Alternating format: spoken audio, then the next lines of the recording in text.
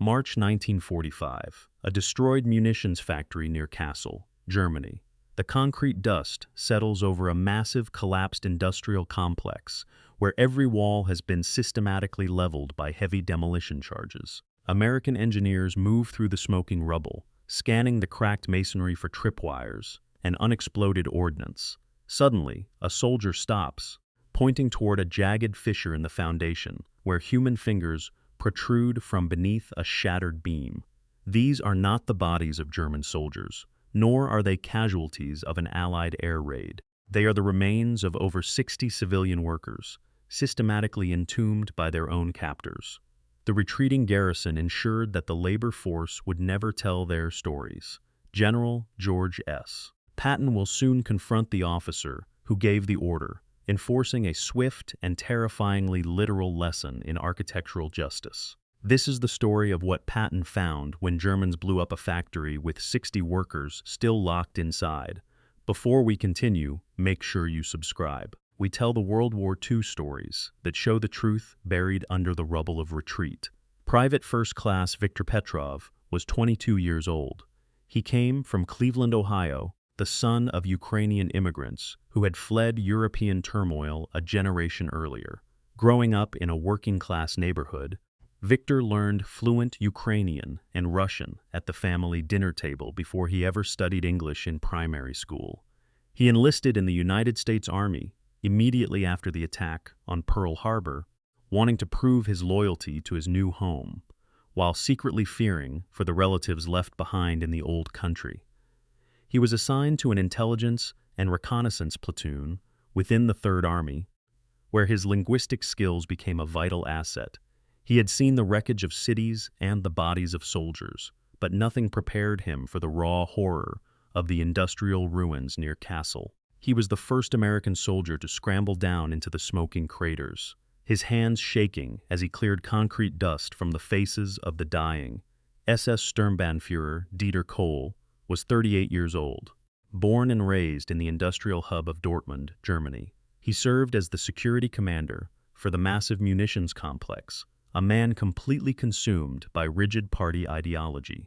Kohl believed that Germany's industrial output belonged solely to the Reich, and that the foreign laborers under his watch were merely disposable components of a greater machine. He maintained an immaculate appearance even during the chaotic retreat, wearing a tailored uniform, highly polished leather boots, and a gleaming iron cross around his neck. He openly stated that an enemy of the Reich deserved neither mercy nor an honorable burial, viewing his scorched-earth orders as a sacred duty.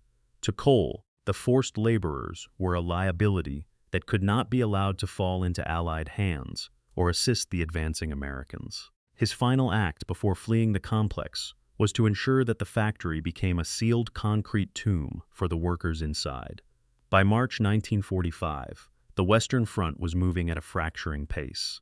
The German army was collapsing backward toward the Rhine, retreating in disorganized waves as the American Third Army punctured their defensive lines. In this final, desperate phase of the war, the German High Command issued strict scorched-earth directives across the remaining industrial sectors. Every railway hub, every bridge, and every manufacturing plant was to be utterly dismantled before the Allies could capture them. The goal was to leave nothing but a barren wasteland for the advancing forces. Amidst this chaotic retreat, military order frequently broke down completely. Local garrison commanders and industrial security officers found themselves operating with absolute authority, far away from any centralized supervision.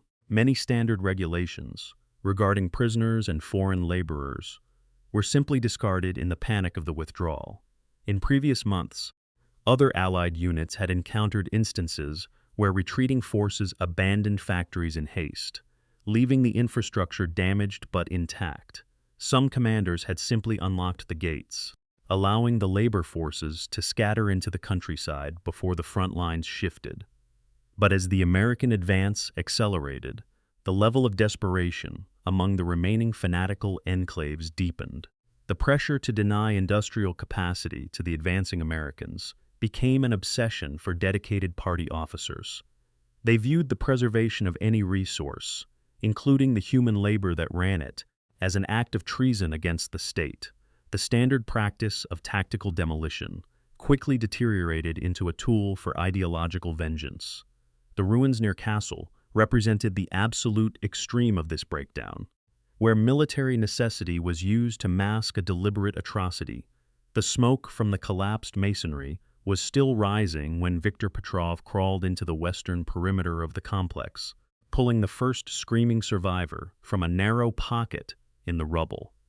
An American captain from the Advanced Combat Engineer Platoon stepped into the makeshift command post established in a partially intact guard office.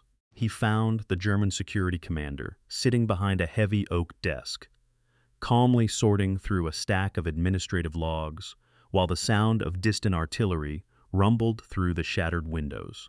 The captain laid a gloved hand on the desk, looking down at the officer, whose uniform remained perfectly pressed despite the destruction outside. He stated that his engineers were currently extracting bodies from the eastern wing of the collapsed complex and demanded an explanation for the locked exits.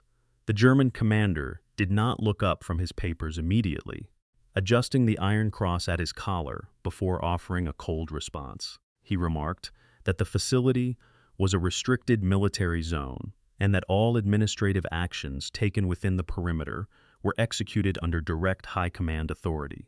The captain leaned forward, demanding to know why the heavy iron security doors had been chained and padlocked from the outside exactly 30 minutes before the main demolition charges were detonated.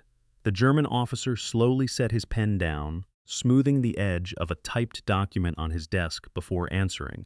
He explained that a tactical withdrawal required the absolute neutralization of all manufacturing assets to prevent the enemy from utilizing local resources.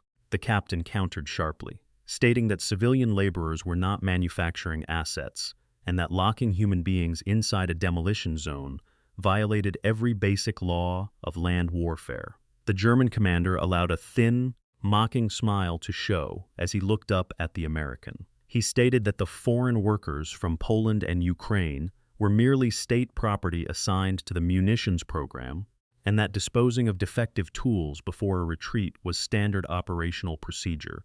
He added that an inferior race had no inherent right to be liberated by an invading army, and that their elimination was a necessary step in cleansing the sector. The captain felt his jaw tighten as he listened to the smooth, unrepentant explanation delivered in a quiet, matter-of-fact tone. He realized immediately that this went far beyond a standard military interrogation, and that the man before him felt absolutely no remorse for the 60 lives buried under the concrete. He told the commander to remain exactly where he was, stepping back toward the doorway where 2 armed guards stood watch. The captain looked at his sergeant and ordered him to maintain a secure perimeter around the office, forbidding anyone from touching the administrative logs on the desk. He stated that this situation required an authority far higher than a company commander. The report detailing the locked doors, the demolition timeline, and the German officer's confession was transmitted up the line, reaching Patton within the hour. Patton's jeep pulled up to the gate, 4 stars on his helmet, ivory revolvers on his belt. The general walked into the guard office unannounced. Every man in the room snapped to attention, the air instantly clearing of all ambient chatter as Patton's boots clicked against the concrete floor. He did not look at his own officers. He kept his eyes locked on the German commander, sitting behind the oak desk. Patton stood perfectly still, his presence filling the cramped, dusty space completely. His voice was quiet, but it carried to every corner of the room. He looked at the German and asked if he was the officer responsible for the security of the factory sector. The German commander stood up slowly, clicked his heels together, and stated his name and rank, asserting that he followed direct orders from his superior command. Patton looked down at the desk, picked up the recovered demolition timeline with his gloved hand, and asked why the security logs indicated that the main exits were chained 30 minutes before the explosions. The German officer replied that it was necessary to secure the perimeter against unauthorized entry or exit during a critical military operation. Patton adjusted his stance slightly, his voice dropping an octave as he asked if 60 unarmed workers inside a sealed building constituted a military threat to the German army. The commander replied that under the laws of the Reich, foreign laborers were classified as state property, and their disposal was an administrative decision, not a tactical one. Patton studied him. He said nothing for a long moment. Then he spoke. He stated that the German officer had spoken of administrative decisions and the laws of his Reich as if they were shields against the reality of what lay under the rubble outside. He remarked that a professional soldier builds fortifications to fight the enemy, not tombs to bury the defenseless people who fed his production lines. He looked toward the window, pointing a single finger toward the smoke rising from the eastern wing, where Viktor Petrov was still pulling bodies from the dust. He stated that while the German commander sat in a clean uniform with an iron cross around his neck, a 22-year-old private from Ohio was doing the work of an honest man, clearing away the cowardice left behind by a retreating garrison. He told the German that his own handwritten timeline destroyed any defense of military necessity because it proved he had 30 minutes to open the doors, 30 minutes to let the workers walk out into the sunlight, and 30 minutes to act like a human being. Instead, the general noted, the commander chose to turn keys and tighten chains, proving that every death in that foundation was a premeditated act of murder executed by architecture. Patton looked back at the captain and gave his ultimatum. He stated that the German commander would either personally dig through that concrete with his own hands alongside the recovery teams, or he would be locked inside the remaining intact storehouse and left there until every single victim was identified and properly buried. 2 options, Patton said, and told him to decide now. The German commander looked at the general's unyielding expression, his face paling as his hand drifted toward his belt. But he remained silent, his arrogance completely broken by the quiet finality of the sentence. The punishment began within the hour, under the direct supervision of the combat engineers. Patton ordered the heavy iron doors of the factory storehouse to be brought to the center of the courtyard, where a crude perimeter was established using barbed wire and wooden stakes. The German security commander was stripped of his polished boots, his tailored tunic, and his gleaming iron cross, left standing in the damp mud, wearing only his basic uniform trousers. He was forced to march into the center of the camp, where the bodies of the 60 workers were being aligned for identification. The engineers handed him a standard entrenching shovel and commanded him to begin clearing the heavy masonry block by block. He worked under the silent glare of the surviving workers and the armed American guards, who tracked his every movement through the dust. The midday heat rose from the ruins, bringing with it the thick, sweet stench of decomposition and scorched cordite that filled the valley. Every time the commander attempted to rest or lean on his shovel, a guard tapped the iron wire, reminding him of his choice. The surrounding civilian survivors watched in complete silence as the man who had ordered their execution was broken by the very architecture he had used as a tomb. Viktor Petrov returned to Cleveland after the war, carrying the memory of the factory ruins with him for the rest of his days. He married a woman from his neighborhood, raised 3 children, and worked as a court translator for the municipal legal system, using his languages to help new immigrants navigate the American landscape. He rarely spoke about the month of March in 1945, but his family noted that he kept a small chunk of gray industrial concrete on his study desk until his death in 1994. Dieter Kohl was transferred to a secure detention facility and faced an Allied military tribunal during the Nuremberg secondary proceedings. The recovered demolition timeline, coupled with the detailed testimonies extracted by the engineer recovery teams, shattered his defense of superior orders.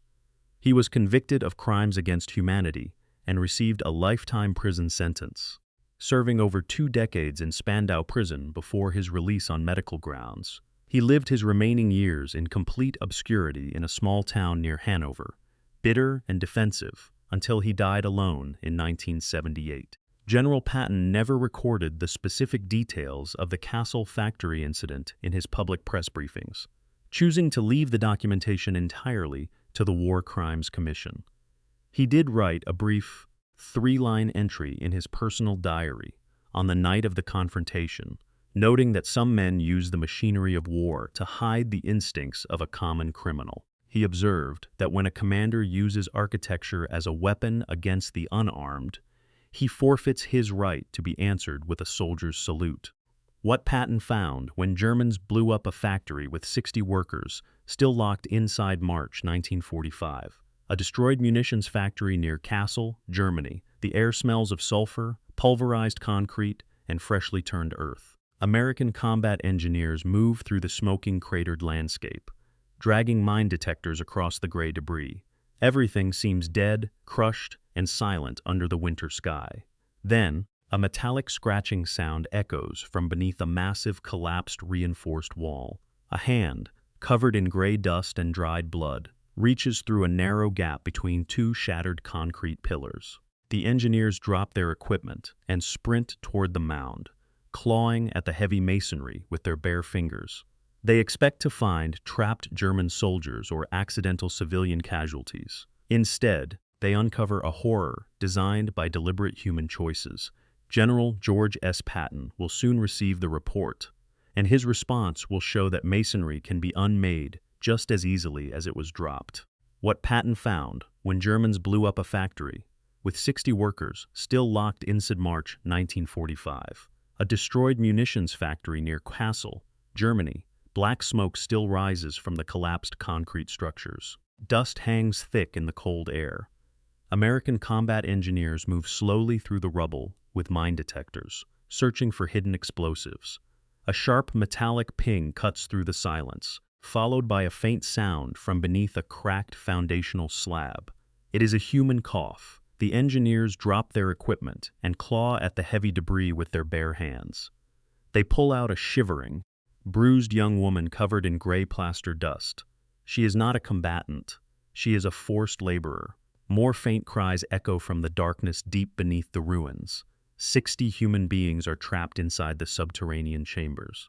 General George S. Patton will soon confront the man who sealed their tomb, delivering a punishment that perfectly mirrors the architecture of their suffering.